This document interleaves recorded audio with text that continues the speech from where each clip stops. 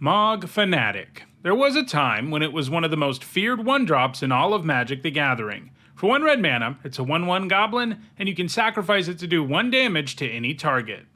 If you're a newer player looking at this card today, the fact that this was once considered so good is probably a bit of a head-scratcher. I mean, sure, it doesn't look like a bad card, but it would be nowhere near the conversation for the best 1-drop in the game, right?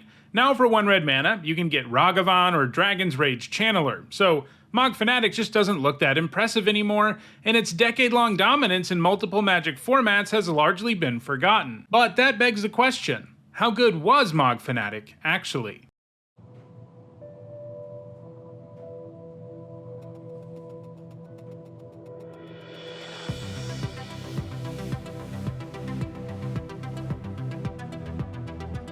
Hi everyone, I'm Hone, and this is the second episode of a new series, one that might replace one of my MTG Top 10s each week if this month's videos do well enough. This is a series where I'll be taking a deep dive into a single card and discussing its competitive history. Last week we took a look at Serra Angel, so watch that video if you haven't yet. Also, if you're interested in seeing more of this series, liking and sharing this video goes a long way towards making that happen.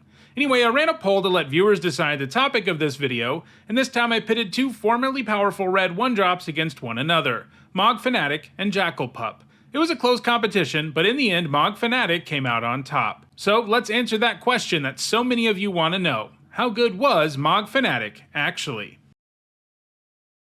Mogg Fanatic was originally printed in 1997's Tempest, which came at a time when traditional red aggro decks had only very recently been born. The precursor to red aggro decks, which were named for Paul Sly, had showed up in 1996, and the first deck sporting the Red Deck Wins moniker came onto the scene in 1997. These decks were all about curving out with cheap red creatures and finishing the opponent off with direct damage. Tempest Block added more fuel to the Red Deck Wins fire, so much that even in a format where you could only use cards from Tempest Block, Red Deck Wins won the Pro Tour. This deck was all about playing strong creatures on curve and then finishing the game with some direct damage. The deck's 1-drops were particularly powerful. In addition to Mogg Fanatic, the deck could also run out Jackal Pup or Mogg Conscripts on turn 1. The Pup and Mogg Fanatic would go on to be long-term partners in this style of deck. While Mogg Fanatic didn't have as high of power as its 1-drop brethren, it could do a couple things that those larger creatures couldn't. It could interact with the opponent's board and do direct damage thanks to its ability. This made it far more flexible than the others, and it could pick off tons of heavily played creatures in the format, including many of the creatures in the mirror match, like Jackal Pup, as well as heavily played creatures in white weenie decks like Sultari Monk. In short, it was really well positioned in an aggressive block constructed format, where it gave you a 1-mana way to remove heavily played creatures, one that could also attack and block, and that was pretty great. It also quickly saw play in standard versions of Sly and Red Deck Wins throughout 1998, where it continued to serve in a similar role. However, for a time, it didn't look like Mogg Fanatic would have too much staying power once it rotated. While the card was good enough for block and standard, it had yet to break into any other formats. However, that would all change with the release of 1999's 6th edition. With the release of that core set, Magic's rules underwent a significant change with the introduction of the stack. Before this, the game used a batch system that worked similarly to the stack in most ways. But there were a few exceptions to this. For example, the now-defunct Interrupt and Mana Source card types worked differently than other cards, and damage also worked differently. For example, damage from spells didn't resolve until the rest of a batch did. In most ways, 6th edition simplified these rules with the introduction of the stack, which largely works today the same way it did back in 1999, with one exception. Combat damage used the stack back in 1999. This transformed Mogg Fanatic from being a good 1-drop in block and standard to becoming a multi-format all-star. With these rules, if you were attacking with Mogg Fanatic and your opponent chose to block, you could put the combat damage on the stack and then sacrifice the Fanatic to do 1 damage to something. In other words, when damage used the stack, it did 1 damage with its power and 1 damage with its ability. This meant it could single-handedly take down X2s or kill 2 X1s. This made the Fanatic a lot more of a pain to block, and its ability to interact had become far more powerful. This led to it seeing even more play in Standard, even in less creature-heavy red decks like the 2 mono-red land destruction decks at top-aided Worlds in 1998. Mogg Fanatic's might could also no longer be contained to only block in Standard. Extended was the first non-standard, non-block format where Mogg Fanatic found success. Extended is a now-defunct rotating format that featured the last several years' worth of sets. Basically, it was standard but with a bigger card pool. Between 2000 and 2004, Mogg Fanatic was a staple in red aggro and burn decks in the format, just like it was in block and standard, but Mogg Fanatic would truly reach the peak of its powers thanks to the release of Onslaught Block. Onslaught Block was all about creature types, and the creature type that arguably received the most ammunition in the block was goblins. So first, Mogg Fanatic got a really big upgrade thanks to a rule change. Now, it also got a huge upgrade thanks to there being tons of powerful goblin payoffs. Even with only one set in the block released, Goblin decks emerged as a force in Extended. Now Mogg Fanatic could attack alongside Goblin Pile Driver to help it hit harder, or power up Sparksmith's activated ability, in addition to still just being a great one-drop in its own right. There weren't quite enough goblins in 2002 for the deck to have more than a goblin sub-theme, but that would quickly change with the release of the rest of Onslaught Block, which resulted in super cohesive goblin decks. And Mogg Fanatic was part of pretty much all of them. Even 5 years later, Mogg Fanatic was still making the cut as a full 4 of in goblin decks. By this point, now virtually every card in a goblin deck could get extra value out of Mogg Fanatic's creature type, whether it was Gym Palm Incinerator doing more damage when it got cycled, or Skirk Prospector being able to turn the Fanatic into mana.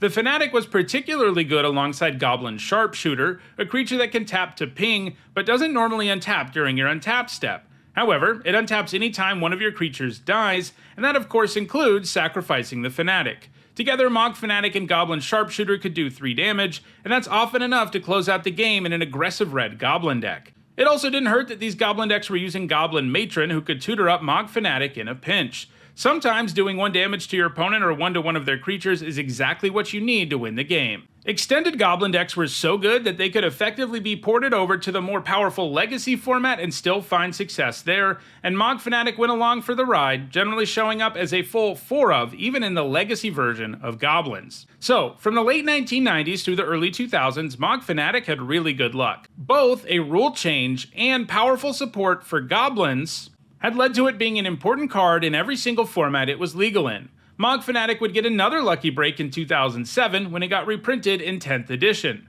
This gave the Fanatic another run through Standard and kept it legal in Extended, and it really took advantage of both of those things, continuing to be an important one-drop in Extended Goblins and in red-white decks in Standard. However, Mogg Fanatic's luck was about to run out, as it was just about to undergo a significant decrease in its power.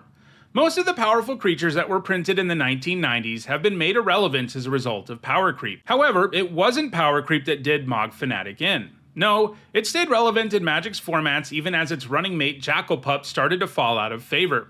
Instead, as you've probably surmised from the discussion of damage on the stack earlier in the video, and the fact that we don't still have that rule today, you probably know it was a rules change that transformed Mogg Fanatic from perhaps the best red one-drop in the game to a fringe card at best. As we've seen, Mogg Fanatic was the beneficiary of a core set rule change in 1999, but it would be the victim of a rule change 10 years later.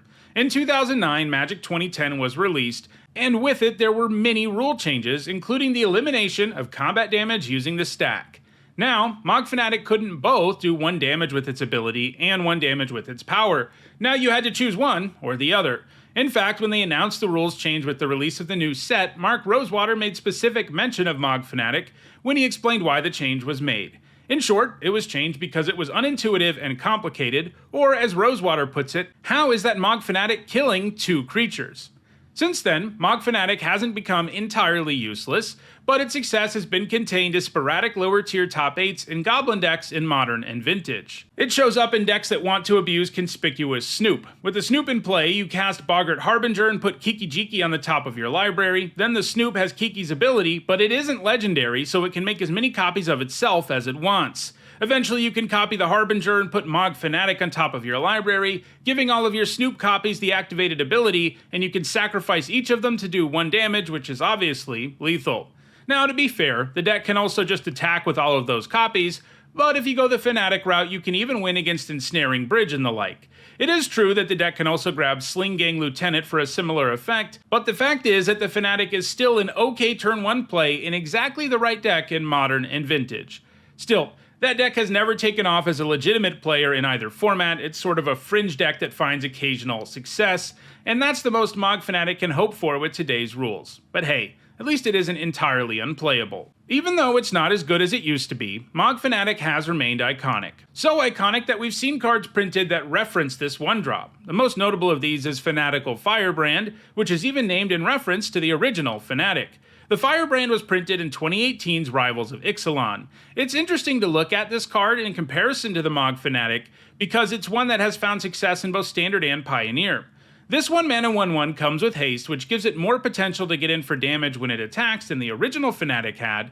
However, it does have to tap for its ability, which means unlike Mogg Fanatic, you can't use it when the Firebrand is already tapped. Still, the Firebrand has shown just how powerful it still is to sacrifice a creature to do 1 damage to any target, even without damage on the stack being a thing. So, would Mogg Fanatic see play in Standard or Pioneer today if it got a reprint? I think Fanatical Firebrand tells us that there's a good chance that it would, at least in Standard. So while Mogg Fanatic may not be quite the powerhouse it was between 1997 and 2009, I think it's still a pretty good creature, even using today's rules for combat. So now that we've heard the narrative of the competitive history of Mogg Fanatic, let's take a look at the numbers, as that's one of the best ways to answer the question, how good was Mogg Fanatic actually? The answer? It was one of the best 1-drops in the game between 1997 and 2009, and it reached the absolute peak of its power between 2002 and 2009, during which time Goblin decks and damage on the stack were commonplace in Magic games. This allowed it to amass 1 World Championship, 6 World Championship Top 8s, 1 Pro Tour Championship, 12 Pro Tour Top 8s, 29 Nationals Top 8s, 22 Grand Prix Top 8s, and more recently, 5 Magic Online Challenge Top 8s. Even though it's largely been inactive since 2009, apart from those few Magic Online Challenge Top 8s, its level of success during those peak years has still allowed it to finish highly on several of my MTG Top 10s, which use data from competitive events to rank cards. It comes in at number 4 on the Goblins list and at number 5 on the one that covers red 1-drops. In short, Mogg Fanatic was really good. We could even go so far to say that it was a format-defining 1-drop in both block and standard, and an incredibly important card in making Goblin decks as good as they were. So that's the history of Mogg Fanatic in competitive Magic. If you want to get your hands on Mogg Fanatic, even if he is a lot weaker these days, use the Card Kingdom links in my description. If you enjoyed this video, please like it and share it so that others can enjoy it too. If you want to make sure you catch future editions of this series, don't forget to subscribe and turn on notifications. And if you want to catch up on other videos that look at Magic's competitive history, including a video in the same format that looked at Sarah Angel, you should see some playlists on your screen shortly. Lastly, if you want to support me or the channel, you can do that by becoming a channel member or a patron. You can find ways to do those things in the description. Thanks for watching.